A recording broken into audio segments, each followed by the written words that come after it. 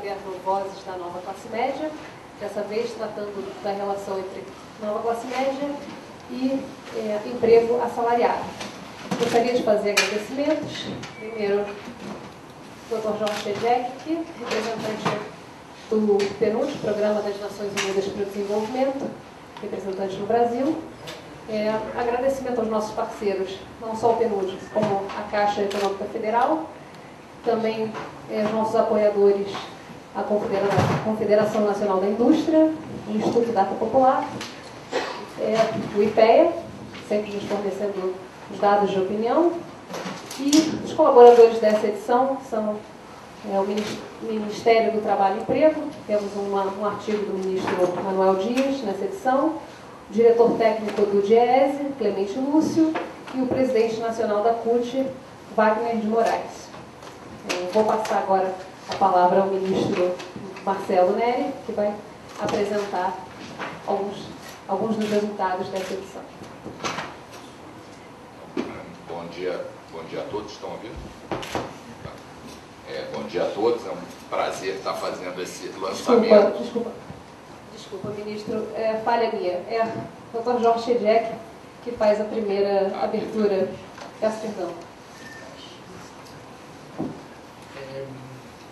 Senhor ministro, senhor Paz de Barro, colegas, amigos, a semana passada apresentávamos o resultado de uma excelente parceria com o IPEA e a Fundação João Pinheiro, o Atlas do Desenvolvimento Humano dos Municípios Brasileiros. E esse Atlas mostra, utilizando dados dos censos do IBGE, o extraordinário progresso do Brasil nos últimos 20 anos. O Brasil virou um país de ser originalmente, aos princípios da década dos 90, de um país de baixo desenvolvimento humano, virou um país de alto desenvolvimento humano, e não só isso, mas além do promédio geral, melhorou muito também a situação de desigualdade. O Brasil, que era um dos países mais desiguais do mundo, ainda tem problemas sérios, mas melhorou significativamente. E um dos elementos da iniciativa, resultado, mas também causa dessa melhoria, é esta nova classe média. Esta nova classe média, que para nós é um elemento de enorme interesse, porque o Brasil tem virado um exemplo a nível mundial, precisamente como resultado desses sucessos. E nós temos muito interesse de conhecer melhor e apoiar a melhora dos processos das políticas públicas brasileiras e também compartilharmos essas experiências com outros países. Por isso, para o PNUD é uma grande honra nos associar a esta iniciativa com a Secretaria de Assuntos Estratégicos, com o IPEA, que reconhecemos é um dos principais centros de pesquisa a nível mundial, e com um ministério que tem uma missão de promover um futuro melhor. Então, realmente queríamos agradecer e parabenizar. Como dizíamos, esta é a quarta edição, o quarto caderno que está sendo apresentado, temos planejados mais 10. Então, confiamos que antes do final do ano 2014, e depois do 2014 faremos ainda mais, realmente teremos uma muita melhor compreensão da realidade desta nova classe média, das suas demandas, suas expectativas, seus desafios e suas oportunidades. E isso será um instrumento para a construção de um Brasil melhor. Muito obrigado. Obrigado, Jorge, pelas suas palavras generosas. Sempre é um prazer enorme fazer esse lançamento dessa quarta etapa com você. Na verdade, os nossos bonés, diferentes bonés, o Jorge também ele é o responsável, o diretor do International Policy Center, especializado em pobreza. A gente vai lançar agora um caderno sobre classe média, em parceria com o IPC. Então, tem sido um enorme prazer essa parceria em diferentes frentes. Como ele disse, semana passada lançamos o IDHM. Em um certo sentido, hoje vamos ver um pouco algumas consequências do avanço ocorrido no IDHM nos últimos 20 anos.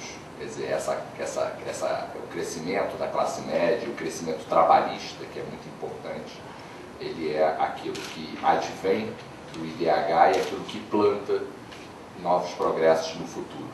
Eu acho que não poderia ter lugar melhor para lançar esse estudo que São Paulo. São Paulo, na verdade, é o centro do emprego, centro do trabalho no país, em particular do trabalho formal, o trabalho com carteira, privado, que é o cerne dessa publicação. Se a gente fosse falar de pequenos empreendedores, não seria São Paulo. São Paulo é um lugar de grandes empreendedores que geram muito emprego com carteira, que eu acho que esse foi eu diria que esse não é só, eu diria que esse talvez seja o principal símbolo e causa do crescimento da nova classe média nos últimos anos. Então acho que o tema é bastante, é um tema central. Eu vou basicamente aqui fazer uma apresentação geral do desempenho do mercado de trabalho nos últimos 10 anos, seja pela PNAD, seja um pouco pela PME, para tentar levar um pouco a 2013, para ver quais foram as mudanças. Depois o Ricardo vai fazer uma apresentação sobre a importância do emprego formal, que é o papel fundamental, o elemento fundamental, o emprego com carteira, o emprego assalariado no setor privado, que é o elemento fundamental desse estudo, o papel dele no crescimento da nova classe média e as relações entre esses dois universos. E depois eu vou terminar fazendo uma proposta de política, que é uma proposta da SAI, que já tinha sido levantada pelo Ricardo, e para tentar endereçar o que o relatório diagnóstica, que há como principal problema remanescente do mercado de trabalho brasileiro, que é a alta rotatividade dos postos de trabalho. Então, partindo para Então, o título desse trabalho é Classe Média e Emprego Assalariado, no sentido de emprego com carteira no setor privado. Esse vai ser o formal, vai ser o cerne disso, o emprego com carteira. Ele, na verdade, é a quarta edição desse FOSES da nova classe média. O primeiro foi um quadro geral, a mensuração, etc. O segundo, explorando a diversidade e as desigualdades e a sua relação com classe média, ainda num caráter mais geral. No terceiro, foi o passado, a gente falou de empreendedorismo e nova classe média, onde a gente mostrava claramente que está caindo a taxa de empreendedorismo no Brasil, que poderia levar a uma certa... Eu, particularmente, estava preocupado antes de me debruçar sobre os números, mas, na verdade, o que a gente observou é que os empreendedores optaram, por uma parte dos empreendedores, optaram pelo emprego com carteira. Então, reduziu o número de conta própria, pequenos empreendedores, e aumentou os empregos com carteira. Então, em cada esquina do país, ou aqui de São Paulo, tem menos camelôs, tem menos negócios, mas negócios que estão crescendo o faturamento, o lucro, e crescendo mais na base. Então, foi um pouco a história que a gente explorou no caderno anterior. E agora a gente está explorando, talvez, o personagem principal dessa ascensão da nova classe média brasileira, que é o trabalhador formal, aquele que tem um vínculo com uma grande empresa em geral, ou pelo menos um vínculo formal. Então, se eu já falei, então a gente vai analisar aqui as consequências desse processo de crescimento do emprego formal, as suas ligações com a classe média, os seus determinantes e as novas políticas públicas que, ao nosso entender, deveriam ser pensadas e propostas para que tanto as consequências do processo e os determinantes do processo sejam, de alguma forma, otimizados ou melhorados. Então, se a gente vou traçar um quadro das grandes mudanças no mercado de trabalho brasileiro nos últimos 10 anos de PNAD ou 10 anos de PME. PME é interessante para pegar até 2013, a PNAD dá o quadro nacional, você vai explorar um pouco as duas bases. Então a gente observou uma queda acentuada na taxa de desemprego, a gente está no pico histórico da taxa de desemprego brasileira, mas tem as chamadas dores do pleno emprego. Sem dúvida, ter um pleno emprego é um problema que eu considero melhor, é um bom problema, mas não deixa de ser um problema, que impõe desafios, é um problema melhor do que uma crise de desemprego, mas ainda impõe limitações, etc. Então, o primeiro ponto é essa queda da taxa de desemprego. O segundo ponto é aumento do assalariamento, quer dizer, na verdade, a redução do empreendedorismo em termos de quantidade, com melhora de qualidade, mas redução de quantidade. Na verdade, os trabalhadores migraram para posições com carteira. Para o assalariamento, viraram empregados, os trabalhadores viraram mais empregados e mais empregados com carteira. Esse é o segundo fenômeno. E tem um outro marco histórico, que é o fato de que os empregados, os trabalhadores formais superam os informais agora. Então, o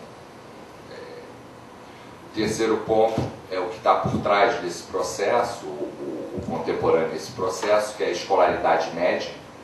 A escolaridade média do Brasil teve um avanço forte, desde níveis muito baixos, e um aumento dos salários da força de trabalho. Então aumenta a ocupação, a qualidade da ocupação formal, empregos com carteira, aumenta o salário, porque aumentou a educação, e esse aumento é especialmente mais forte nos grupos mais vulneráveis, como mulheres, pessoas com pouca educação, cidades nordestinas, periferia.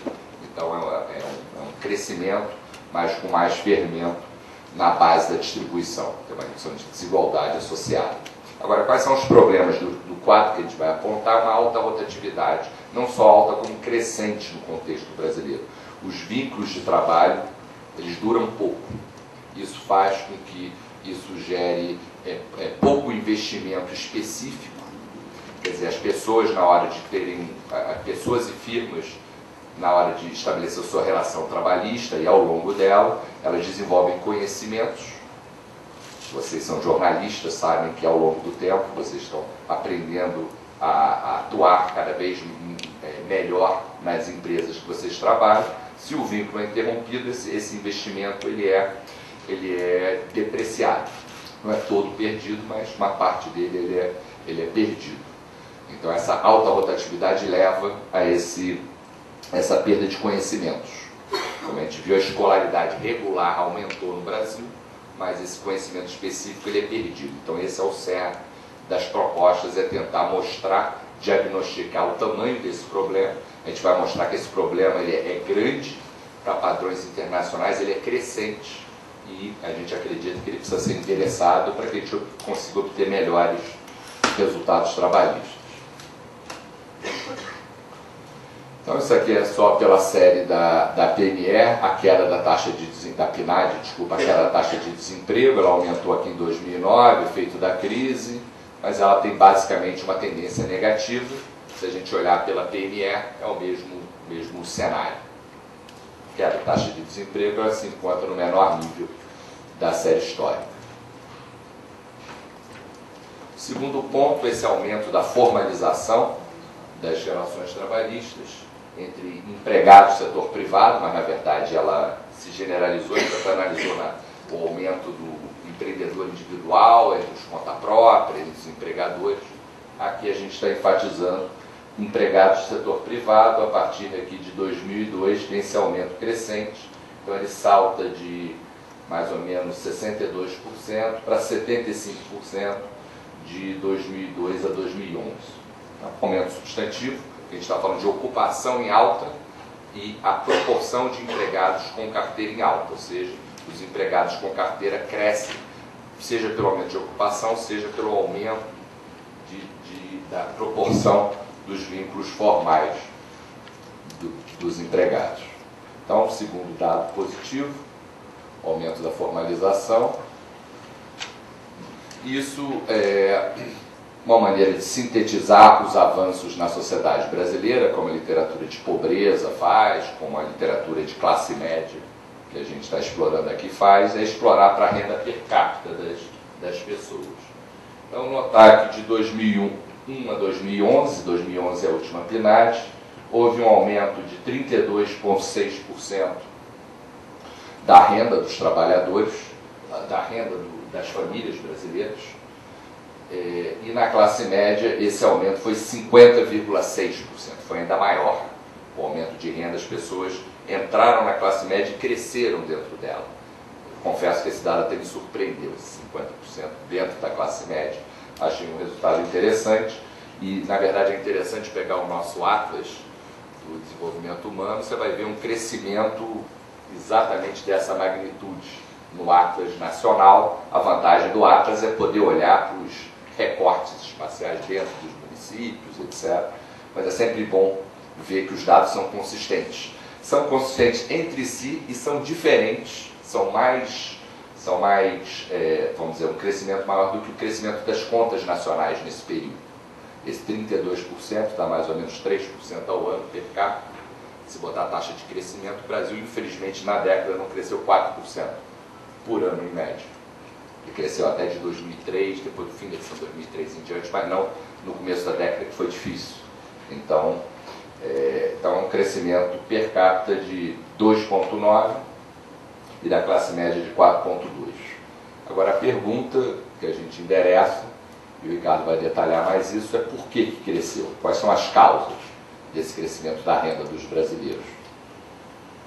Então, tem 3 grandes fenômenos que eu vou tentar enfatizar aqui nesse slide. 21% são efeitos de programas sociais, como Bolsa Família e especialmente benefícios previdenciários, que cresceram, dado o aumento da cobertura, dado o envelhecimento da população, do aumento do salário mínimo, que dá a base para esses rendimentos, a expansão do Bolsa Família nesse período, mas isso é 21%, ou seja, é o efeito coadjuvante, 21%. O efeito demográfico, que foi objeto de uma pesquisa que a gente lançou há 15 dias atrás, é 24%, o fato de existir maior proporção de pessoas adultas, menos crianças e mais adultos na força de trabalho, é 24%, ou seja, os dois juntos dá 45%. 55% do aumento da renda foi aumento da renda de trabalho por cada adulto. Ou seja, mais da metade desse crescimento é o fato de que cada adulto está tendo um maior crescimento de renda, não porque aumentou o número de adultos, que tem a ver com a dinâmica demográfica, e não porque aumentou outras rendas vindas de transferência do governo. Tudo isso contribui para o cenário, mas o protagonista é o trabalhador brasileiro. Ele que deve ser vamos dizer, não é ele é vamos dizer, o herói da nova classe média, é o trabalhador brasileiro. E como o Ricardo vai mostrar, é o trabalhador com carteira mais do que o empreendedor. Acho que esse dado é importante, 55%.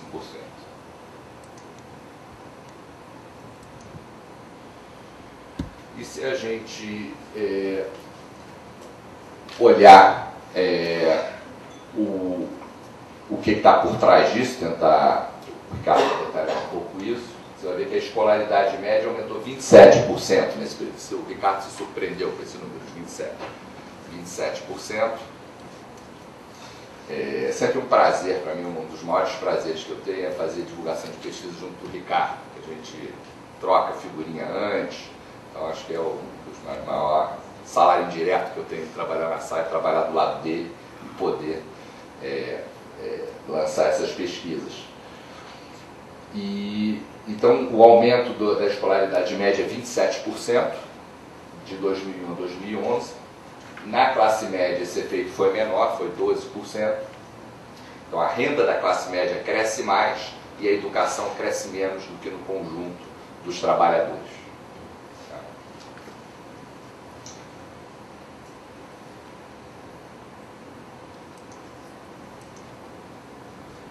Agora, tem um fenômeno que Jorge estava me chamando a atenção, que a gente precisa explicar com muito cuidado, quer dizer, que está caindo o retorno da educação no Brasil. O Brasil é um dos países do mundo onde tem maior desigualdade, e o principal determinante dessa desigualdade é a educação. Quem tem mais educação ganha muito mais do que quem tem menos educação. Então, esse alto prêmio da educação, o retorno da educação, é o principal determinante da alta desigualdade brasileira. O que tem havido é o seguinte, o salário na base está crescendo mais, o dos pouco educados está crescendo mais do que o dos muito educados. E que, na verdade, coloca o Brasil meio na contramão de países, acho que no bom sentido, do que dos países, outros países emergentes, países desenvolvidos. Então, o retorno da educação está caindo. Mas, quer dizer, se você estuda mais, você ganha mais do que quem estuda menos. Mas essa diferença caiu. Era 10 para 1 no começo da década, agora é 6 para 1. Vamos dizer, alguém que tem um superior incompleto em relação a quem nunca foi à escola. Era 10 para 1, agora é 6 para 1. 6 para 1 ainda é muito alto, mas não é mais 10 para 1. Então, só para passar a mensagem correta, quem estuda tem acesso a maiores rendimentos, mas essa vantagem ela reduziu ao longo do tempo.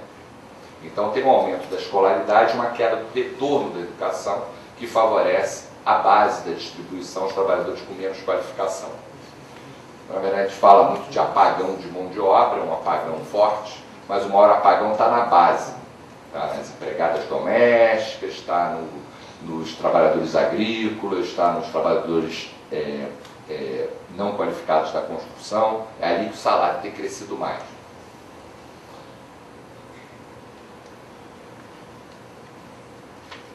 Então, se a gente for, eu acho que esse quadro é um quadro difícil e importante, difícil de entender, mas fundamental. Se a gente for tentar descrever da onde que vem o aumento da renda dos trabalhadores formais, quer dizer, dos empregados, a gente tem 3 efeitos. Primeiro, aumenta o salário dos formais, 11,3%. Segundo efeito, aumenta a proporção de formais. A maior parte, quem é trabalhador formal passa a ganhar mais. Aumenta o número de trabalhadores formais.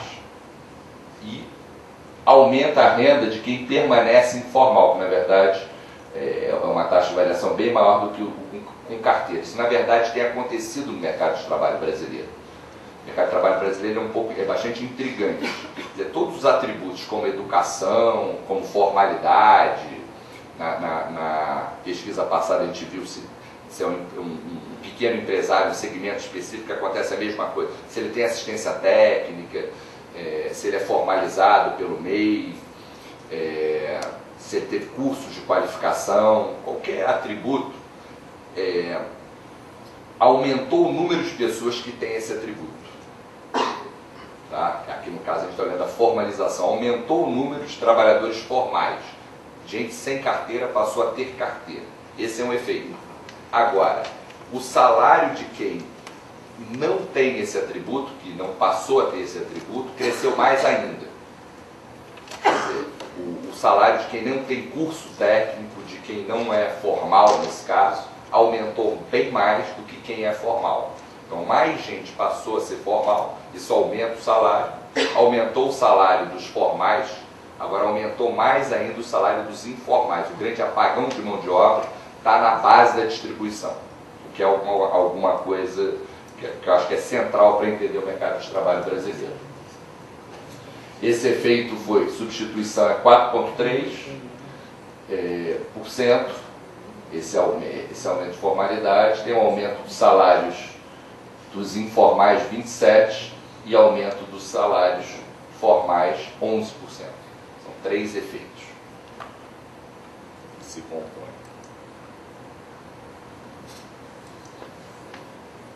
Então, a pergunta, mas isso aqui é PNAD, vamos até 2011, como é que está isso na pesquisa mensal do emprego? Tentar atualizar. Pesquisa mensal do emprego não dá para a gente ver renda de programas sociais como a PNAD permite. Olhamos, a gente viu que, vou chamar a atenção, se a gente pegar 2012, que foi o ano do PIBING, o crescimento da renda per capita, PME, é 5,1. Tá?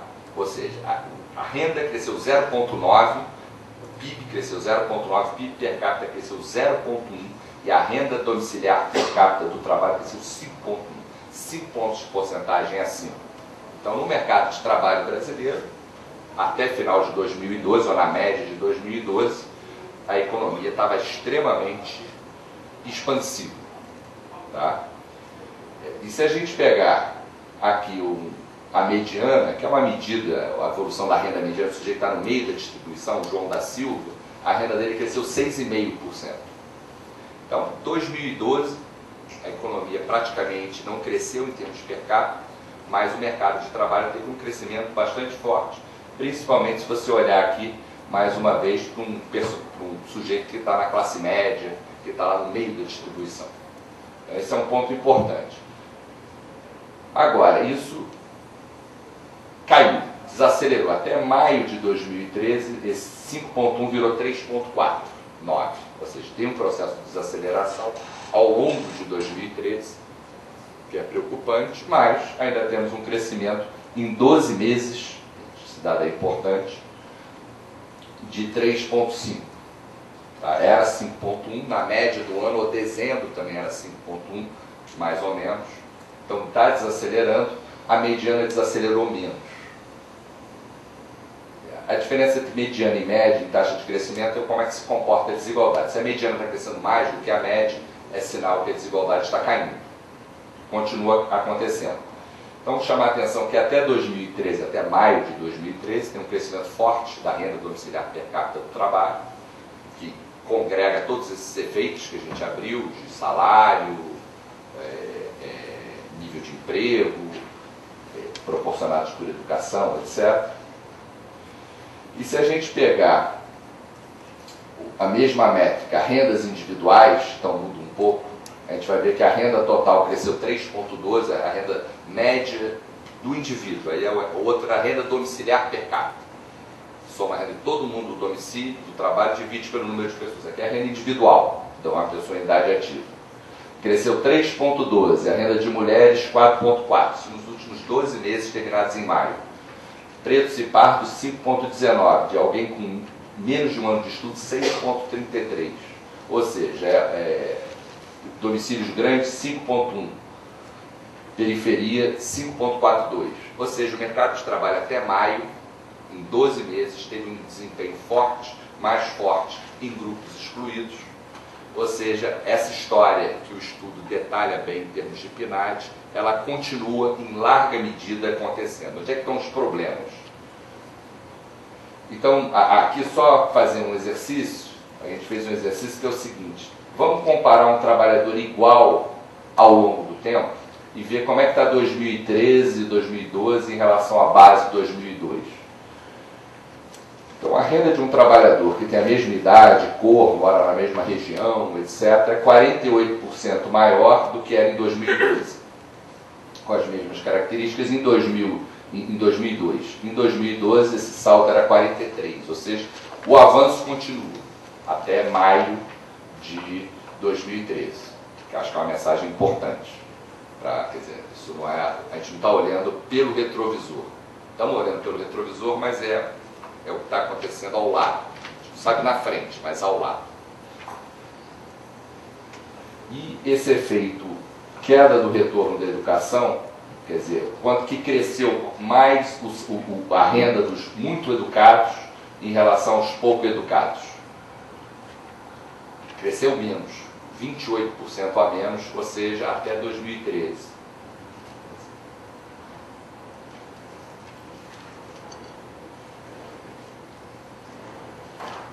Agora, motivos de preocupação. Quer dizer, apesar do crescimento da renda individual 2012-2013, que é 3,12, ser parecido com o que houve de 2013 a 2013, aqui tem um efeito, quer dizer, todo o crescimento está sendo aumento de salário e pouco em aumento de ocupação. Antes era um crescimento mais balanceado, aumentava salário, aumentava a ocupação, caía o desemprego, aumentava a participação, quer dizer, era um crescimento mais equilibrado. O tamanho do crescimento não muda aqui. quando você compara 3,12 de 2012 a 2013 versus 3,22 de 2003 a 2013. Agora, a composição é bem diferente, porque o salário hora, nesse período maior, cresceu menos. Agora é tudo salário hora, quase. Que pode ser um sinal de pleno emprego, um sinal de que está tudo sendo puxado por salário e pouco sendo puxado por emprego. Então, é um sinal de preocupação. Quer dizer, apesar da fotografia geral ser exatamente o mesmo crescimento do bolso do trabalhador, o crescimento está sendo movido por salário e pouco por emprego, e ambos são sinal de pleno emprego, possível pleno emprego. Então, para mostrar alguns desafios. Agora, o destaque aqui, quais são os desafios? Como garantir o aumento de produtividade dos trabalhadores compatível com o aumento de salário? Se o salário aumenta sem aumento de produtividade, isso não é sustentável no longo prazo. Como a gente está vendo, o salário está subindo. Hoje é o principal responsável pelo aumento da renda dos trabalhadores. Menos trabalhadores estão sendo incorporados ao mercado de trabalho. E uma questão que é central no estudo é a rotatividade alta e crescente da mão de obra no Brasil, que é o cerne do estudo. Então, o que a gente vai mostrar aqui, esse aqui são dados da RAIS, para população de 1 a 2 salários mínimos e a população total. A gente vê que a rotatividade dos postos de trabalho, tem várias medidas que a gente usa para mostrar, ela nunca foi tão alta como nesse ano, 2007 também ela estava num pico, né? Ela está nesse nível recorde dos trabalhadores de 1 a 2 salários mínimos, e ela, na verdade, está no recorde no total. Entre 1 a 2 salários mínimos, ele está num pico como foi em 2007. Empatou. Então, todos os indicadores de mercado de trabalho, como a gente viu, desemprego, salário, escolaridade do trabalhador, etc., teve uma melhora. Rotatividade, não só internacionalmente, ela é muito alta. O Brasil já era um país que se destacava por postos de trabalho muito fugazes, pouco persistentes, são relações que não perduram. Como em 2010, que é o último ano da RAIS, estava num nível alto, ou seja, é alto e crescente no período. E a gente acredita que deve ser objeto de políticas de mudanças, que é o que eu vou tratar na última parte do estudo. Isso aí é do emprego formal com a RAIS e vai até 2010. Se a gente pegar a PME, que acompanha os mesmos trabalhadores ao longo do tempo, é mais ou menos, e que vai até 2012, aqui eu fiz até outubro de 2012, a gente vai ver que isso aqui é o risco de você mudar o emprego, de vários tipos de posições na ocupação e na desocupação. A gente sabe, por exemplo, o desempregado, felizmente, é uma posição que muda. 78% das pessoas que estão desempregados não estão desempregados um ano depois. Ou seja, ele não fica nessa situação por muito tempo, o que é uma qualidade, no caso, o desemprego é um estado ruim. Então, vou chamar a atenção que empregados com até 5 empresas com até 5 empregados que contribuem, tem duas comparações. Abaixo da mediana e acima da mediana. Os mais pobres,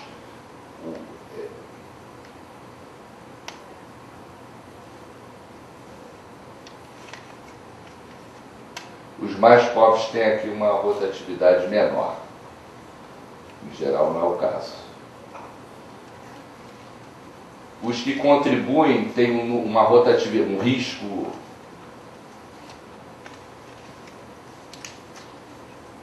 menor do que os que não contribuem. Quer dizer, os informais giram mais. E isso aqui aumentou ao longo do tempo.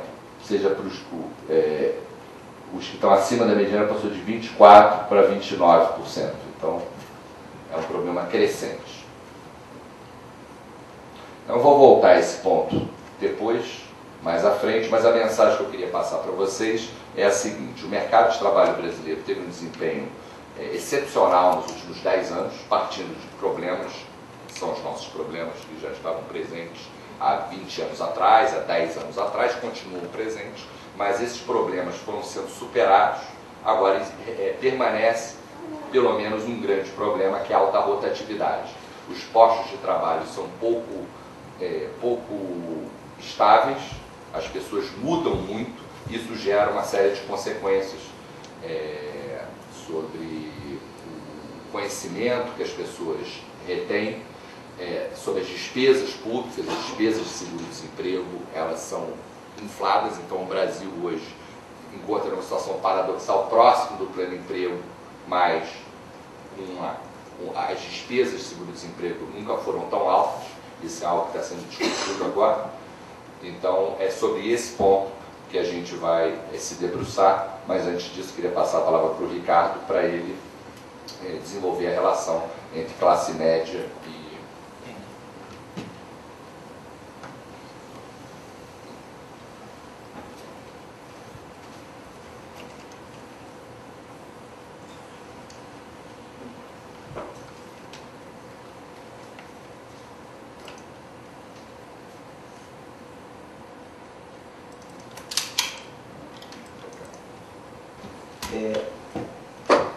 Eu vou tentar traçar um pouco, quer dizer, como o ministro colocou, os últimos 10 anos, na verdade, não foram apenas socialmente fantásticos para o Brasil, né? Quer dizer, ele, em grande medida, foram também, ou porque foram fantásticos no mercado de trabalho, acabaram levando a progressos fantásticos em esperança de vida e vários outros indicadores sociais, nutrição, mortalidade infantil e etc. Mas esse desempenho social fantástico ele foi acompanhado, em parte, determinado, causado por esse progresso fantástico no mercado de trabalho, né? Quer dizer, esse gráfico, a gente retoma um ponto que o ministro colocou, de que a renda per capita das famílias aumentará 33%. Tá certo? Eu vou querer comparar isso com o que aconteceu com a classe média. Eu vou tentar fazer aqui uma discussão de como esse fantástico crescimento. A gente sabe que entre 30 e 40 milhões de pessoas saíram da classe baixa e entraram na classe média ao longo desses 10 anos. A discussão é o que isso teve a ver, na verdade, com essas mudanças que ocorreram no mercado de trabalho brasileiro. Tá? Então, isso é o que aconteceu com o conjunto das famílias brasileiras, cresceram 33% a renda per capita delas, a renda per capita. Se a gente olhar em termos do papel do trabalho, é o que o ministro tinha colocado, 55%, ou seja, mais da metade do crescimento na renda per capita veio do trabalho. Isso no Brasil como um todo. Vamos ver isso na classe média. Na classe média, quer dizer, pegando aqueles que hoje são classe média, comparando com aonde eles estavam 10 anos atrás, quer dizer, não é comparando a classe média de 10 anos atrás com a classe média de hoje, né? É comparando a classe média de hoje com aonde eles estavam 10 anos atrás, que inclusive grande parte deles eram classe baixa, alguns eram pobres. A renda desse grupo, que hoje é classe média, era 50% menor, a renda per capita era 50% menor 10 anos atrás. Lembra, no Brasil como um todo, 55%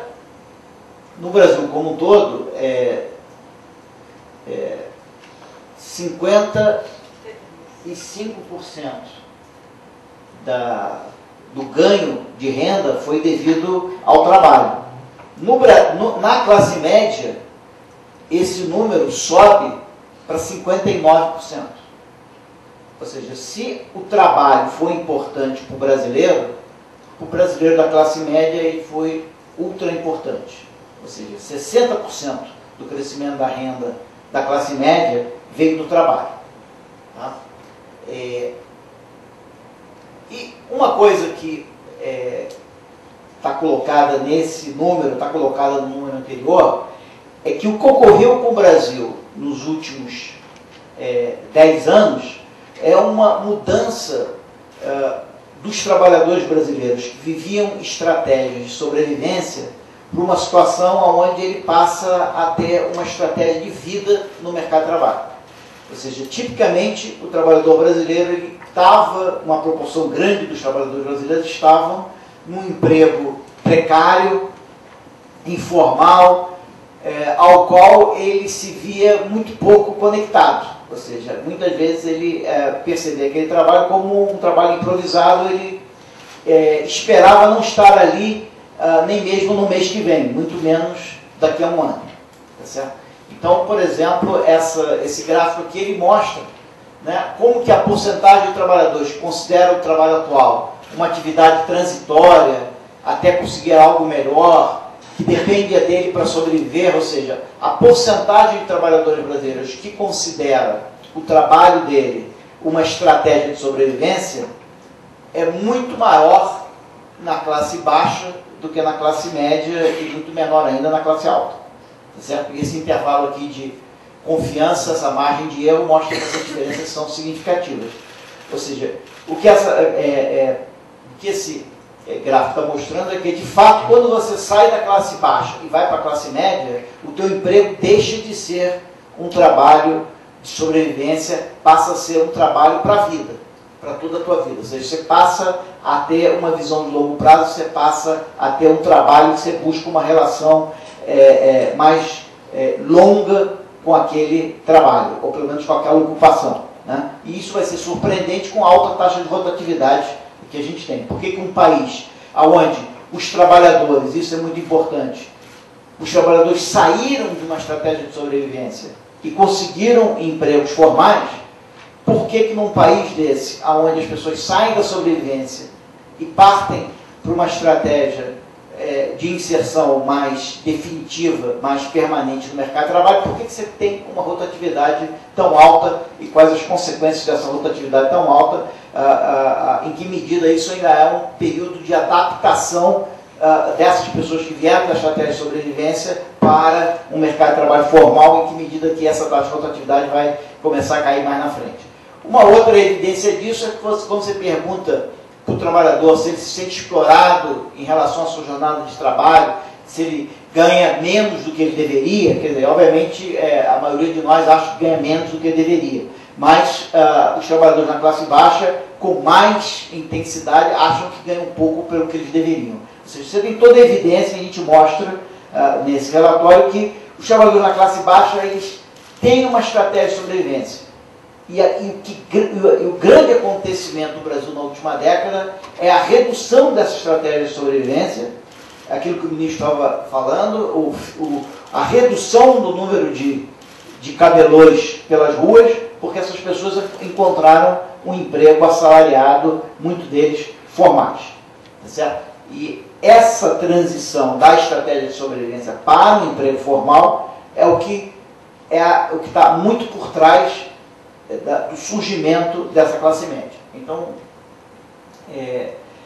isso aqui mostra, por exemplo, a importância do assalariamento. Quer dizer, isso é o crescimento. Quer dizer, o Brasil é um país que gerou 16 milhões de novos postos de trabalho em 10 anos. Quer dizer, isso é mais de 1,5 milhão de postos de trabalho todo ano. Quer dizer, 16 milhões é uma quantidade de postos de trabalho, é uma força de trabalho maior do que a vasta maioria de países do mundo, é o número de postos de trabalho que o Brasil gerou em 10 anos. Quer dizer, gerar 16 milhões de postos de trabalho não é tarefa simples. E o impressionante, que é esse verde escuro, é que nessa área verde escuro, isso é trabalho assalariado no setor privado.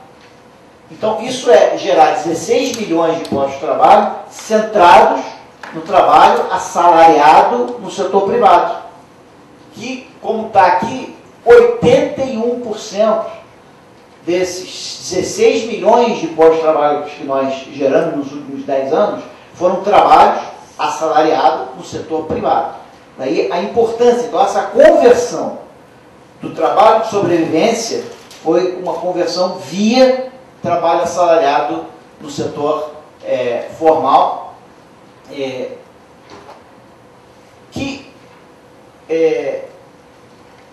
o que acontece? Qual a importância disso para a classe média? Né? Quer dizer, esse resultado aqui para a classe média, você tem o seguinte, você tem que hoje, na classe média, você tem 47 milhões de trabalhadores. A nossa classe média ela tem 47 milhões só de trabalhadores, tá certo? Fora os seus dependentes. 47 milhões de trabalhadores. Então, desses 47 milhões, 26 milhões são assalariados no setor privado. Então, isso dá uma ideia da importância do assalariamento no setor privado. É 26 milhões em 47 milhões. Ou seja, se você fizer a conta, isso é 54% dos nossos trabalhadores na classe média. Boa parte, tem uma parte que é pequeno empresário, tem uma parte que está no setor público, tem uma parte que é empresários, mas 54% são assalariados no setor privado. Ou seja, o futuro da classe média depende muito do futuro do emprego assalariado no setor privado. Mais do que isso, quando a gente vê o crescimento, é impressionante. Na classe média brasileira, a classe média brasileira, nós geramos 15 milhões, lembra que tínhamos gerado 16 milhões de empregos. 15 milhões foram gerados na classe média. Certo? 15 milhões, nós geramos 15 milhões de empregos de pessoas que hoje estão na classe média. Então não foi 15 milhões de empregos para pessoas pobres, nós geramos 15 milhões de empregos para pessoas na classe média. E o importante é essa área verde escura, que é 70% praticamente. 70% desses novos postos de trabalho gerados na classe média são emprego assalariado. O que está dando a ideia para a gente? É de que como que nós criamos uma classe média? Um conjunto de trabalhadores que tinha uma estratégia de sobrevivência, conseguiu um emprego assalariado que se transformou em classe média. Por isso que 70% dos novos trabalhadores da classe média são assalariados. Bom, o que isso representou em termos de presença da classe média entre os trabalhadores? Quer dizer, essa linha amarela, ela traça a evolução da classe média na força de trabalho brasileira como um todo. A gente sabe que no Brasil, 51% da população brasileira é classe média. Quando você vai entre os trabalhadores, é um pouco mais alto. Hoje, 54% dos nossos trabalhadores são classe média. Tá certo? O resto é classe baixa? Não. Olha só, a classe baixa já está em mais ou menos 20%. A questão é que a classe alta, nós já temos mais trabalhadores no Brasil na classe alta do que nós temos na classe baixa. Na verdade, esse cruzamento aconteceu aqui em 2009. Até 2009, nós tínhamos mais trabalhadores na classe baixa do que na classe alta. A partir de 2009, 2010, 2011, nós já temos mais trabalhadores na classe alta e essa tendência continua, então nós temos mais trabalhadores na classe alta do que na classe baixa e temos mais da metade dos nossos trabalhadores na classe média, nós já temos 54% na classe média.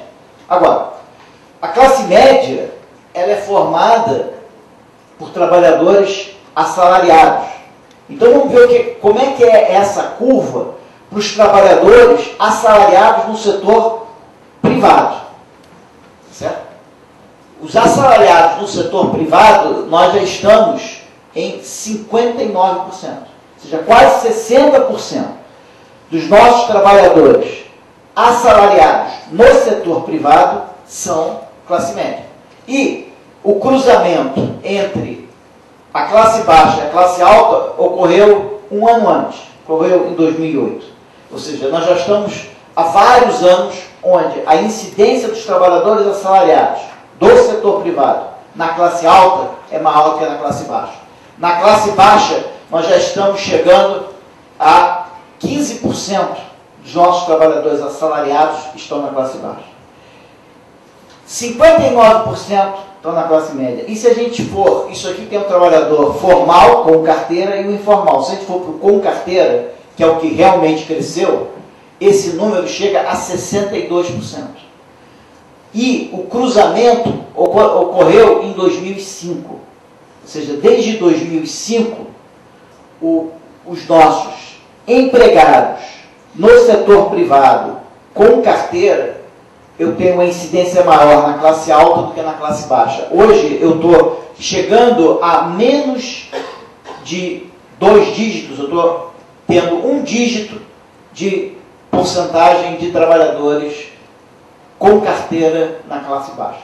Na classe alta, na classe média, eu já tenho 62% dos meus trabalhadores com carteira. Então, nota a forte associação, 62% dos trabalhadores com carteira, eles pertencem à classe média, ou seja, nossa classe média é formada pelos trabalhadores com carteira. Então, a gente percebe aqui o seguinte, que a importância do emprego formal, porque 19% dos trabalhadores pertencem à classe baixa, mas se eu sou um empregado com carteira, só 10% estão na classe baixa, quase metade. 54% dos trabalhadores brasileiros pertencem à classe média, mas se eu tenho um emprego com carteira, é 62%. Ou seja, o impacto de você ter um emprego com carteira é enorme sobre você deixar a classe baixa, entrar na classe média e até entrar na classe alta. Agora, o impacto é maior ainda se eu for um trabalhador de baixa qualificação. Porque, olha só, se eu for um trabalhador formal, com baixa qualificação, o que acontece? Um trabalhador com baixa qualificação no Brasil, 28% dos trabalhadores com baixa qualificação, que é médio incompleto, não tem nem ensino médio completo, 28% estão na classe baixa. Mas se eu tiver um emprego com carteira, isso passa a ser 17%. Classe média, aqui 55% dos trabalhadores com baixa qualificação são classe média. Mas se eu tenho uma carteira de trabalho e sou um trabalhador de baixa qualificação, isso sobe para 67%, ou seja, 67%. 2/3 dos nossos trabalhadores pouco qualificados, de analfabeto a médio incompleto, se eles têm uma carteira de trabalho assinada, 2/3 deles pertencem à classe média. Tá certo? E 17% apenas estão na classe baixa. E, portanto, eu ainda tenho alguns na classe alta. Bom, deixa eu avançar para olhar para a remuneração. Esse gráfico é a evolução da remuneração do trabalho no Brasil. Quer dizer, o que é importante que o ministro ressaltou é que o que aconteceu com o Brasil não foi só formalizar, não foi só dar ao trabalhador que estava na nossa estratégia de sobrevivência um emprego com carteira, mais ou menos do mesmo salário que ele tinha. Não foi isso. Foi garantir para ele um salário muito mais alto. Então, isso aqui mostra o crescimento na remuneração do trabalho por ocupado no Brasil ao longo desse período. Se eu pegar uma década, eu tenho esse buraco aqui, né? Começa a crescer fortemente a partir de 2003. Nesse período daqui para cá, em 10 anos, eu tenho um crescimento de 24% no salário real por trabalhador. Se eu pegar esse ponto aqui de baixo, eu tenho 40% de crescimento no salário em 8 anos. Tá certo? Isso quer dizer o seguinte, eu tive formalização, mas essa formalização foi criada não simplesmente porque eu apresentei para eles um trabalho com carteira de igual qualidade. Eu estou apresentando um trabalho, o emprego com carteira, não só com salário alto, mas com salário crescente a uma velocidade significativa. A discussão é por que esses trabalhadores, mesmo assim, querem trocar de emprego. Tá certo? Dado que o salário é alto, crescente, e ele veio de uma estratégia de sobrevivência, mesmo assim ele está trocando. Tá certo? O que causa esse crescimento fantástico? Aqui está uma decomposição que tem a ver com aquilo que o ministro já colocou. Quase metade disso vem da escolaridade. Ou seja, hoje, 10 anos depois, nota, o Brasil e a maioria dos países do mundo, você cresce a escolaridade da força de trabalho 1 ano a mais de escolaridade por década. Isso é o padrão mundial. O Brasil melhorou 1,8. Quer dizer, então, na verdade, a gente pode discutir muito a qualidade da educação que nós temos no Brasil. Mas a expansão da escolaridade da força de trabalho brasileira na última década é algo impressionante. O que isso fez? Que metade desse crescimento que você está vendo aqui não teria acontecido se a força de trabalho não tivesse melhorado na sua escolaridade. Foi tanta escolaridade no mercado de trabalho que, como o ministro falou, aqueles que tinham mais escolaridade, o salário não cresceu tanto. Cresceu muito daqueles que tinham pouca escolaridade. Isso é ruim? Não, isso é ótimo. Isso é o que você precisa para você reduzir desigualdade. O que mais contribuiu aqui? O assalariamento, a crescente assalariamento, simplesmente essa mudança de trabalhador por conta própria, estratégia de sobrevivência, para empregado com carteira, mesmo aqueles que simplesmente fizeram essa transição, isso representou 20%. Ou seja, o que aconteceu no Brasil? Mais educação, mais assalariamento e melhores postos de trabalho, mesmo daqueles que permaneceram conta própria, mesmo aqueles que permaneceram assalariados. Aqueles que já eram assalariados também ganharam. Aqueles que eram conta própria também ganharam. Ou seja, os postos de trabalho em si melhoraram, mas melhorou ainda a composição. Ou seja, nós temos todos os postos são melhores, mas a proporção desses postos que está no grupo assalariado formal, que é o melhor grupo, aumentou em tamanho. Certo? O que determinou, no início, a gente viu que a gente viu que 50% do aumento da renda da classe média brasileira veio do trabalho. Certo? Mas isso tem uma parcela que veio do aumento da remuneração do trabalhador por conta própria, tem parte disso que veio da redução, uma fantástica, o Brasil reduziu em 2 milhões o número de empregados não remunerados no país, 2 milhões a menos. Tá certo?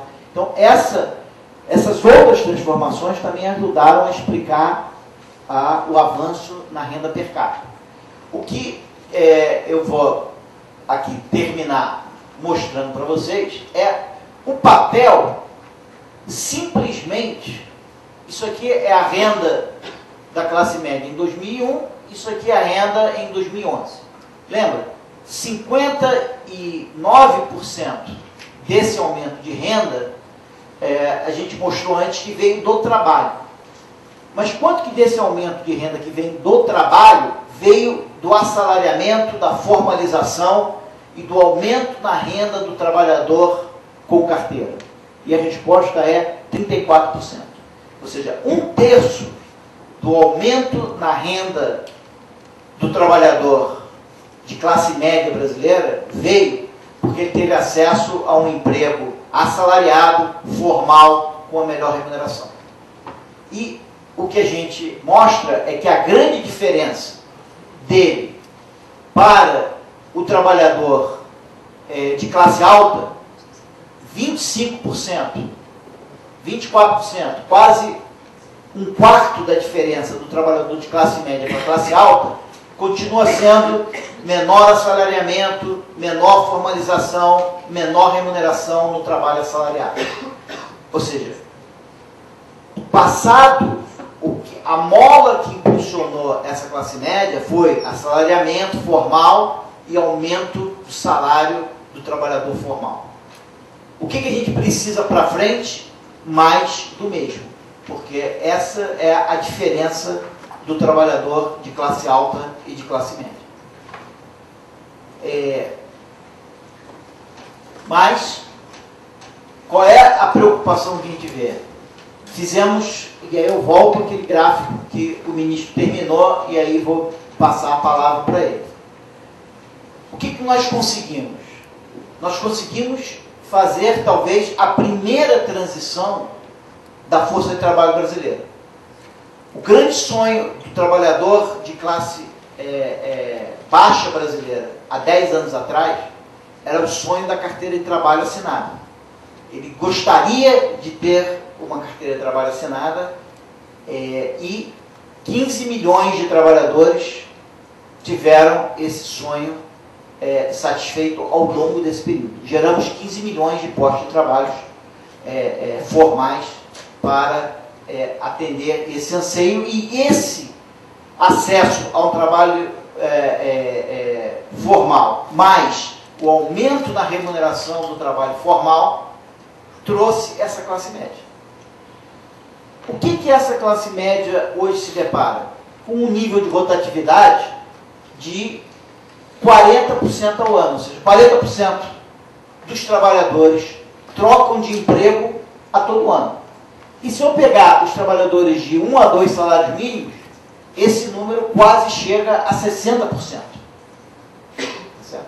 Então, nós podemos dizer que o nosso novo desafio é por empregos formais, mas agora estáveis. Ou seja, o desafio da década passada foi o que a classe baixa na década passada queria era: eu quero um emprego formal, com carteira, com salário alto e crescente. Esse sonho, em certo sentido, foi atingido. Qual é o sonho que se coloca para a próxima década? Ora, agora eu quero um emprego formal, com carteira, com salário crescente, mas estável. Tá certo? Mesmo porque vai ser muito difícil manter o crescimento dos salários sem ganhos de produtividade, e a estabilidade no emprego, em certa medida, dentro de certos limites, permite que o trabalhador acumule conhecimento, experiência na empresa, aumente sua produtividade e, portanto, possa aumentar o seu salário de uma maneira sustentável. Obrigado.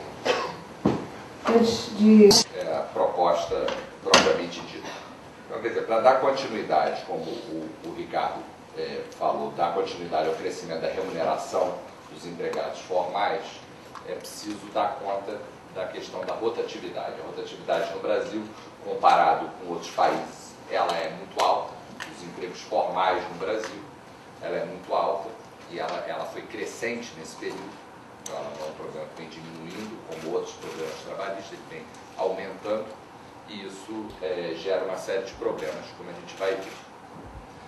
Então, na verdade, nós temos uma agenda de propostas para trabalhadores de baixa qualificação, só para situar as propostas aqui, realização ao conjunto. Quer dizer, se você quer aumentar a remuneração dos trabalhadores de baixa qualificação, você pode aumentar a demanda por trabalho pouco qualificado, por exemplo, frente de trabalho, o PAC, o Programa de Aquisição de Alimentos, quer dizer, gerar demanda direcionadas pelo Estado para trabalho pouco qualificado. Isso é uma possível política. Uma segunda política é aumentar a qualidade dos postos de trabalho dos trabalhadores pouco qualificados. Por exemplo, no BNDES, na hora de conceder empréstimos, ter um viés para aumentar o salário dos pouco qualificados, entre outros objetivos de política. Seria uma segunda. O que a gente vai focar aqui nesse primeiro grupo de políticas é aqueles que aumentam a escassez relativa do trabalhador e promove o crescimento de produtividade, é essa promoção da qualificação profissional com ênfase nos ocupados. O programa de qualificação profissional no Brasil, eles vêm crescendo ao longo do tempo, mas tem um certo viés com os trabalhadores desempregados, os egressos do setor formal do mercado de trabalho. Aí, tipicamente, é quando as políticas de qualificação chegam ao trabalhador. O que a gente está defendendo aqui é que levar qualificação profissional àqueles que já estão ocupados e que têm baixa renda. Em vez de esperar ele se demitir para se requalificar, fazer a qualificação durante o posto de trabalho. Essa é a primeira proposta que vai ser detalhada. E com isso a gente pretende que os trabalhadores aproveitem melhor a oportunidade que eles dispõem. Um segundo tipo de políticas é atuar diretamente na remuneração, menos na produtividade que leva ao aumento de remuneração, mas na remuneração, como por exemplo salário mínimo ou fiscalização da legislação trabalhista, você procura de alguma forma intervir na remuneração diretamente. Existe no Brasil um conjunto de políticas, assim como em países desenvolvidos, voltados a subsídios à remuneração dos trabalhadores pouco qualificados, como é o caso do abono salarial e do salário família.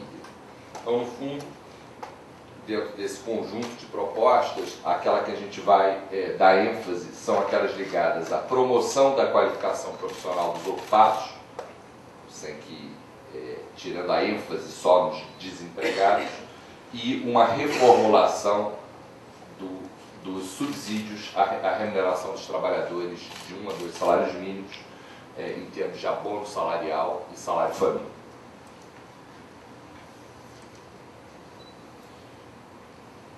Então, no fundo, são essas duas propostas, que na verdade é uma 2 em 1, né? Então, aumentar os subsídios ao trabalho, os subsídios já existem, ou seja, não estamos falando de recursos adicionais, estamos falando de usar melhor os recursos já alocados.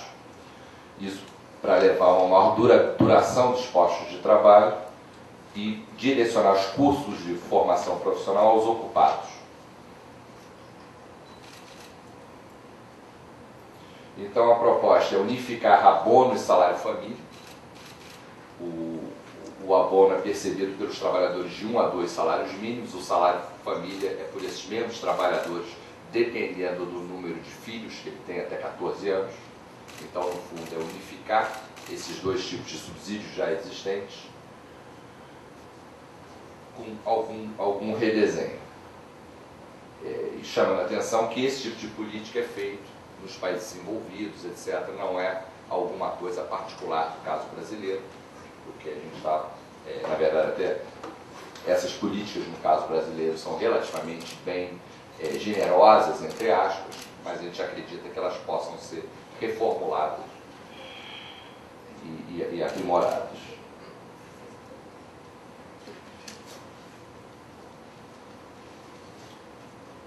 No que tange a formação profissional dos ocupados formais, então a proposta é começando com que cada trabalhador tem o direito gratuitamente a um módulo de 40 horas de um curso de qualificação profissional de qualidade, um certificado, Pronatec, MEC.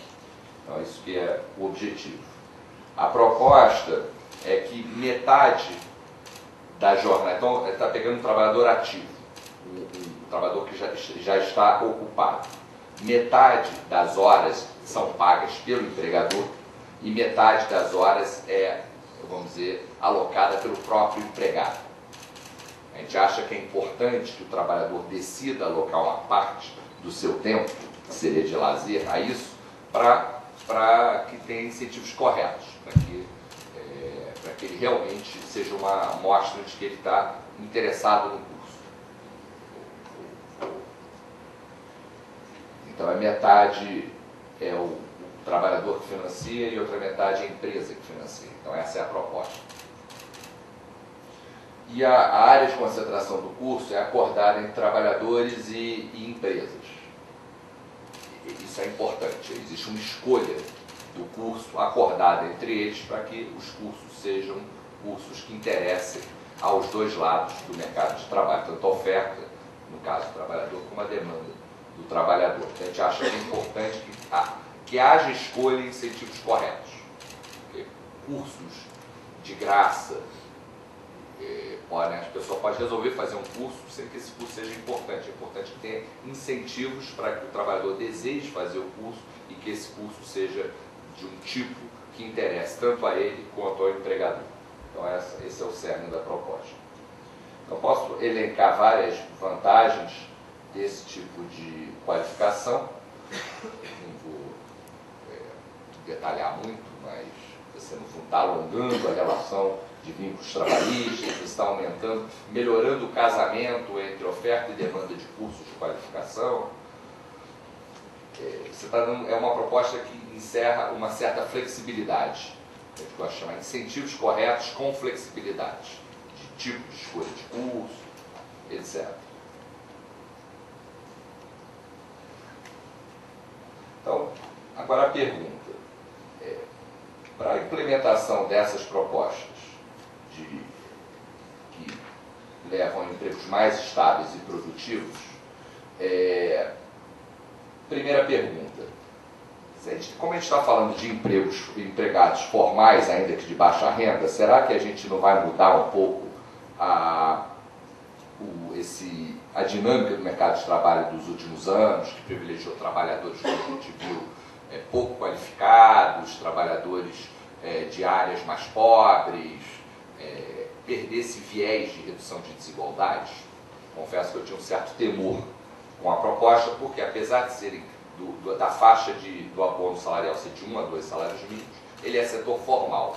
O setor formal não é o setor mais pobre da economia. Será que essa proposta a gente não perderia um pouco, não estaria dando, vamos dizer, entregando os subsídios em lugares menos pobres, em grupos menos excluídos? Então a gente fez um exercício empírico que que nos tranquiliza bastante em relação a esse ponto. Quer dizer, comparando mulheres e homens, entre os ocupados, quem é que ganha entre 1 e 2 salários mínimos? Que é o objeto dessa política. São mais mulheres do que homens, 44 maiores as chances das mulheres do que de homens, são mais negros do que brancos, são pretos ou pardos, segundo a classificação do IBGE, 53%, 64% mais do que brancos, são mais analfabetos, muito mais do que pessoas de nível superior, 177 maiores. A chance é que a gente está comparando empregados iguais, a gente está isolando o efeito de características. A gente está comparando analfabetos em gerais com nível superior em geral. A gente está comparando um analfabeto, alguém de nível superior, que tem o mesmo gênero, mora na mesma cidade, tem as mesmas características, para isolar o efeito da educação, porque essas coisas, na verdade, concorrem umas com as outras, essas características. São mais jovens, de 20 a 24 anos, do que os idosos, com mais de 60 anos. São mais cônjuges e filhos do que os chefes ou as pessoas de referência em domicílio. Reparem que cônjuges e filhos já controlados tanto por gênero como por idade. Quer dizer, então é realmente um foco mais nos jovens, mais nas mulheres, mais em Recife do que na Grande São Paulo, benefício, mais nos trabalhadores com carteira do que em outros ocupados.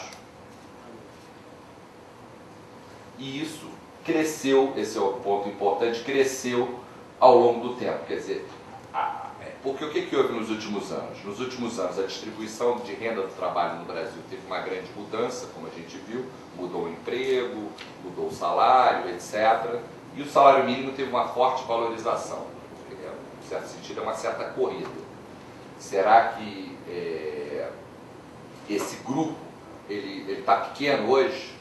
Ele está grande? Qual o tamanho desse grupo que se destina a essa proposta de política, o que é objeto do abono salarial e do salário família? Na verdade, ela nunca foi tão alta. Ela é 126% maior. A chance de uma pessoa com essas características iguais pertencer a esse universo é 126% maior em 2003 do que em 2002. Ou seja, esse grupo nunca teve tão grande. Em suma,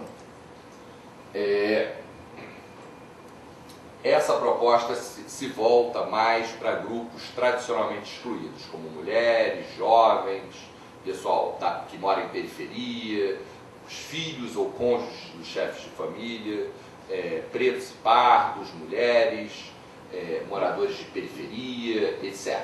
Ou seja, a política ela tem um foco maior nesse grupo do que nos respectivos grupos mais incluídos. como pessoas com mais escolaridade, pessoas que moram aqui em São Paulo, você tem um viés mais nordeste do que São Paulo, e assim por diante. Lugares mais pobres, pessoas mais pobres em lugares mais pobres. Então, esse é o primeiro teste, o teste do foco da política. Nos últimos anos, eu tenho visto as pessoas pouco falarem disso, pelos dados da PME, a vantagem que a gente vai até 2013, teve até um salto bastante grande em qualificação profissional. A qualificação profissional cresce. Esse aqui é a faixa de mais de 2 salários mínimos, esse aqui de 1 a 2 salários mínimos, entre os trabalhadores com carteira, tá? Pegando bem o foco da política. Então houve um crescimento em ambos, mas existe uma diferença grande entre os empregados entre 1 a 2 salários mínimos com carteira. 29% deles, ou quase 30%, tiveram acesso, já concluíram cursos de qualificação. Com os empregados com mais de 2 salários mínimos, isso aqui é mais de 50%, 50,5%. Ambos aumentaram, isso aqui, por exemplo, em 2003, quando começa a PME, uma média móvel de 12 meses, né? Era 17, um pouquinho abaixo de 17, agora é 29%, e esse aqui era 27%, agora é 50%.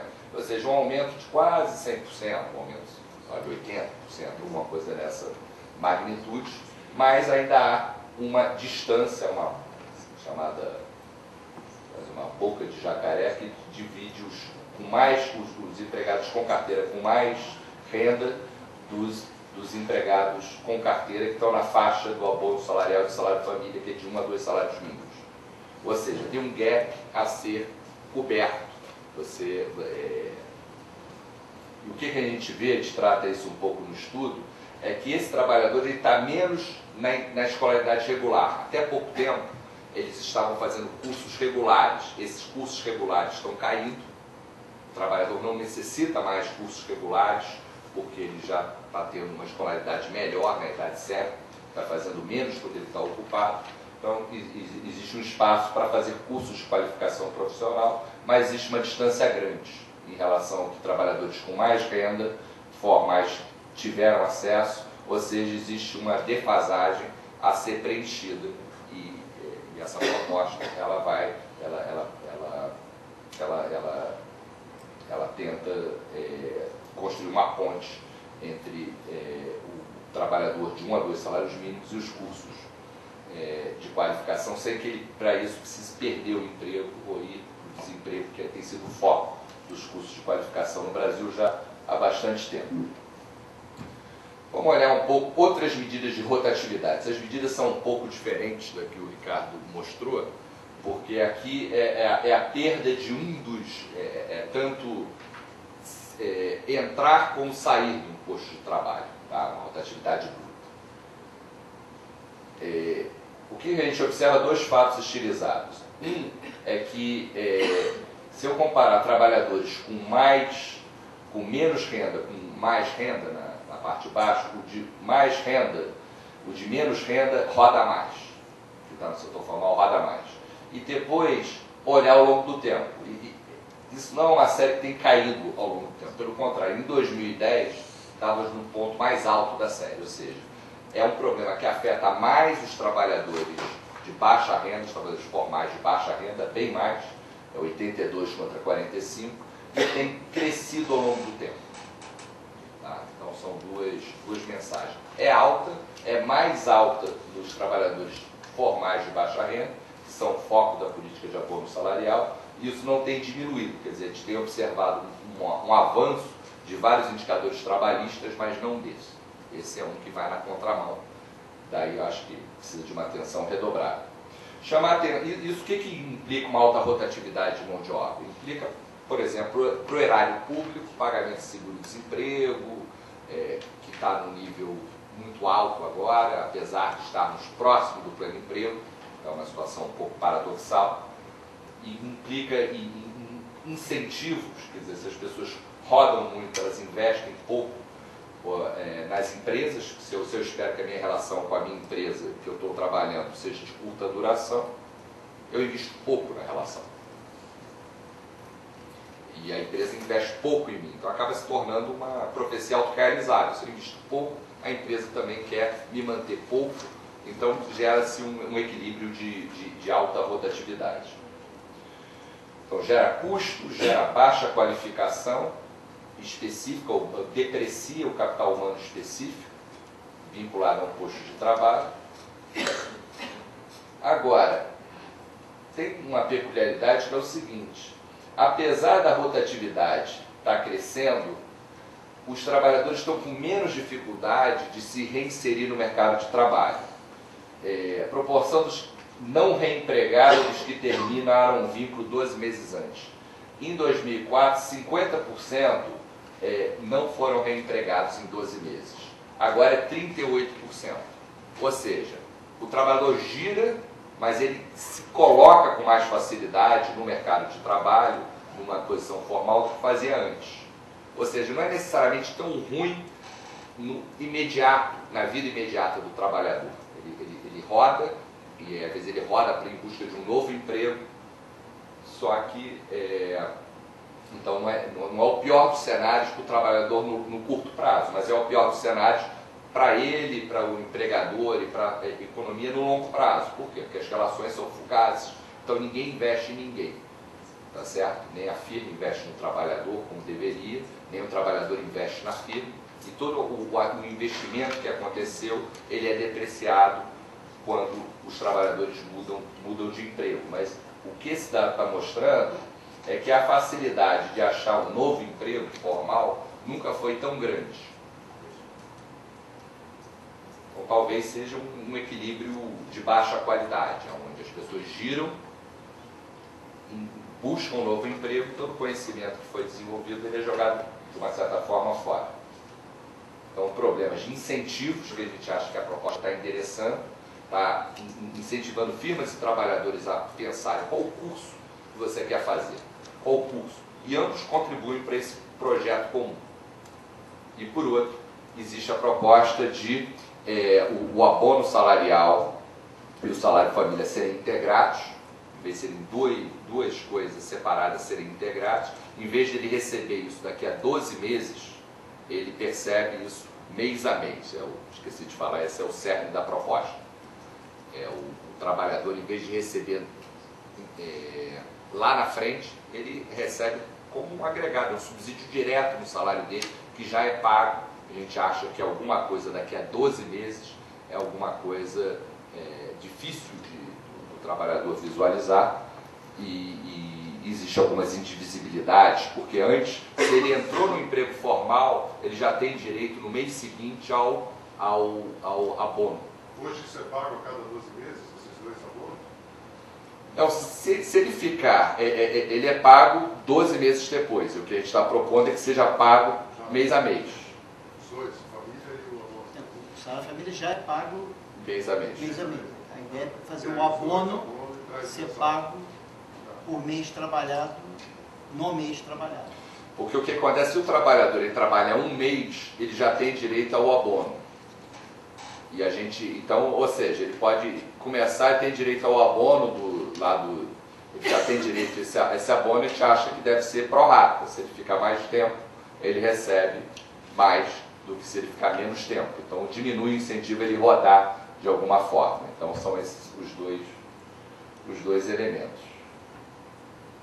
Chama a atenção que eu falei que a rotatividade no setor formal, se você comparar, tem vários estudos do IPEA, lá da PUC, várias mostram que a rotatividade do emprego formal é alta. Agora, se você olhar do trabalhador em geral no Brasil, ele é mais alta, porque o informal ele gira mais e bem mais do que o formal.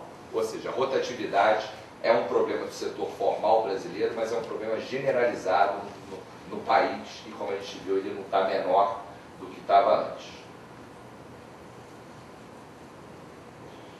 Então, em síntese, as propostas que focam nessa faixa de 1 a 2 salários mínimos, que é a faixa do abono e do salário família, de integrar esses benefícios e dar maior percepção do trabalhador em relação ao benefício e melhorar os incentivos para ele permanecer no emprego e fazer um curso técnico, a primeira pergunta é, vai nos grupos mais excluídos? Sim. Privilegia mais jovens, negros, mulheres da periferia, com nível mais baixo de escolaridade. Ou seja, o foco da política é bom no sentido desses grupos excluídos. Apesar de só beneficiar o setor formal, mas o setor formal de baixa renda que hoje em dia se tornou maior. Ele tenta endereçar o baixo acúmulo de conhecimentos obtidos por trabalhadores de baixa renda no setor formal, tem um gap de 29 para 50 em relação aos trabalhadores que ganham acima de 2 salários mínimos. E o fato de que a rotatividade no emprego, além de alta, ela tem sido crescente. Então, a gente acredita que é necessário reduzir a rotatividade e intensificar o acúmulo de capacidades produtivas, seja por cursos técnicos, seja o aprendizado que você tem no posto de trabalho, o chamado on-the-job training.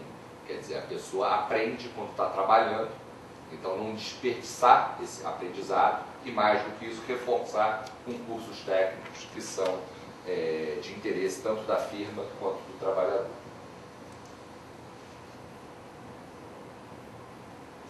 Então esse é o cerne da proposta. Então, muito obrigado. Uma dúvida, por favor. A rotatividade, o senhor mencionou que é mais alta no trabalhador em geral do que no setor formal e é mais alta também entre aqueles com menor renda. No setor formal. Se nos últimos anos a gente teve essa maior formalização e o crescimento da renda, enfim, dos trabalhadores, na hora que a gente está assistindo o fenômeno contrário, que é a diminuição da rotatividade, quais são as outras causas que vocês apontam que podem estar por trás para justificar isso que está acontecendo? Pouco incentivos, por exemplo, incentivos do abono. Se eu tenho 1 a 2 salários mínimos, entro num posto de trabalho e eu fico um mês e depois eu saio, eu tenho direito ao abono cheio. Então, por exemplo, é um incentivo. Pode ter incentivos de, depois de algum tempo, depois você ficou o tempo suficiente para você ser elegível ao seguro-desemprego, você pede para ser demitido, por exemplo, para você ter acesso ao seguro-desemprego, poder fazer um curso técnico para desempregados, ter acesso ao FGTS, a multa de demissão. Então, o que a literatura mostra é que tem uma série de incentivos para que, da lei, para que o trabalhador ele force a demissão dele, force a demissão porque ele tem acesso aos benefícios se ele for demitido. Então, obviamente, uma causa fundamental, uma boa notícia, acho que está meio implícito na sua pergunta, quer dizer, uma parte dessa alta despesa de seguro-desemprego tem o fato de que aumentou o emprego formal no Brasil, não só a rotatividade, mas aumentou o emprego formal no Brasil. Então, e o emprego formal que dá direito a esses benefícios. Então, de um certo sentido, tem uma boa notícia por trás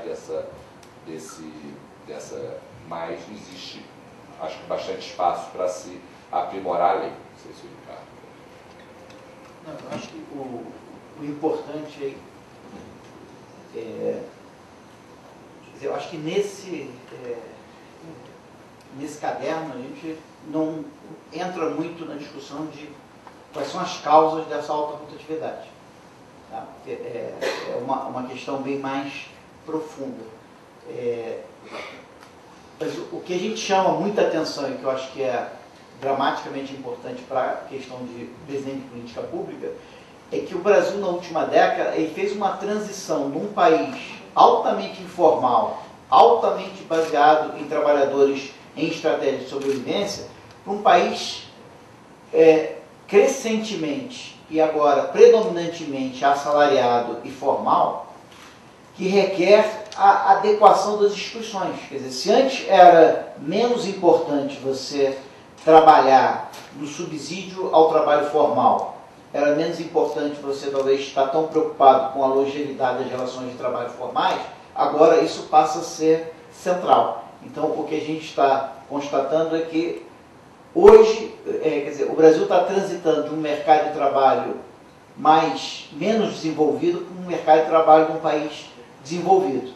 Isso vai requerer que as instituições se adequem a isso, e todo país desenvolvido tem um subsídio ao trabalho formal, que é, em geral, o que eles chamam de Earned Income Tax Credit, que é, no fundo, um imposto de renda negativo que incide só sobre a renda do trabalho. Tá certo? Então, trabalhadores pouco qualificados em todos os países desenvolvidos recebem um benefício extra por estarem trabalhando, que eles perdem se eles deixarem de trabalhar, né? E todos esses países têm programas de treinamento no trabalho, e não exclusivamente para o trabalhador desempregado. Quer dizer, qualificar o trabalhador desempregado é importante, mas quando você nunca sabe exatamente que emprego ele vai conseguir, é sempre muito arriscado. Treinar o trabalhador qualificado sempre acertar na mosca, porque ele sabe o que ele está fazendo, você vai favorecer ele a criar um plano de carreira. Então, o que a gente está constatando é que a gente precisa, acoplado a essa formalização, modernizar a legislação e os programas públicos. Tem vários detalhes, assim, por exemplo, o EIPC, você tem, vamos dizer, uma faixa, você tem direito a um benefício, ele é um efeito cascata, assim, ele vai diminuindo à medida que aumenta o salário. Por que 2 salários mínimos você recebe ou não recebe? Por que não uma regra mais contínua, assim como a regra do tempo, que eu já mencionei? Então, no fundo, alguns aprimoramentos específicos, talvez, na regra, mas reconhecendo que o Brasil tem um grande sistema de subsídio, grande no sentido, mas que pode, no sentido da quantidade, mas pode talvez melhorar a qualidade, para que a rotatividade avance como outros indicadores de qualidade trabalhista avançaram. Mas tem vários detalhes que a gente não adentrou aqui, talvez possa ser objeto dessa conversa. Boa tarde. Eu só queria saber, primeiro, só para não ficar dúvida, o que vocês chamam de classe média em termos de renda. E também perguntar se essa proposta do abono salarial, se isso já foi encaminhado para outras instâncias do governo, se isso já foi formalizado dentro do próprio governo. Explicar direito como é que funciona o abono. O abono recebe de 12 em 12 meses, quem, quando... Quer dizer, a história do abono é a seguinte, quer dizer, você precisa de estar há 5 anos, você precisa pelo menos, nos últimos 5 anos você tem que ter trabalhado pelo menos uma vez no setor formal, de tal maneira que você tenha um PIS/PASEP, tá certo? Então, ele não permite que um trabalhador recém-ingresso se beneficie, que é uma das questões que a gente gostaria de eliminar. Ou seja, se você quer incentivar a formalização, você não quer... Ninguém vai se formalizar porque daqui a 5 anos vai ter um benefício. Então você tem que aumentar os incentivos à formalização. Então uma das maneiras seria abono. Assim que você entrou no setor formal, você recebe. Qual o problema do abono hoje? O abono, por exemplo, vamos pensar no salário família que fica mais fácil. O salário família, ele é pago pelo empregador no mês que você trabalhou. Você trabalhou, você recebe um benefício, mais ou menos 5% por cada filho que você tiver. Tá certo? E se o pai e a mãe trabalham na mesma empresa, cada um ganha 5% a mais. Tá certo? Pelo filho que ele tem. Isso é pago pelo empregador, tá certo? O trabalhador recebe isso naquele mês e isso é feito um desconto na hora que ele vai pagar as contribuições da Previdência Social, tá certo? Na hora que você vai pagar, você fala, olha, eu paguei para o trabalhador o salário família, vou deixar de pagar, tá certo? A gente quer que o abono salarial siga o mesmo procedimento. Por quê? Porque isso o trabalhador percebe que é um aumento salarial. Ele não só recebe o salário mínimo, vai receber o salário mínimo, mas no final do mês ele vai receber o salário família, que é 5% a mais por cada filho, mais o benefício do abono, que vai ser 8%, né? Porque para ser um salário mínimo ao longo de um ano é mais ou menos 8% por mês. Ou seja, ele vai ter um aumento no final do mês, se ele tiver um filho, já de 13%. Tá certo? E você vai receber a cada mês que ele trabalhar. É o abono, mais ou menos? Porque é um salário por ano. Um salário por ano é mais ou menos 8% por mês para quem ganha um salário mínimo, tá certo? Se você ganhar 2 salários mínimos, vai ser 4%. Tá? Então, a ideia é transferir um benefício. Porque como é pago o abono hoje? Hoje o abono não é pago pelo empregador.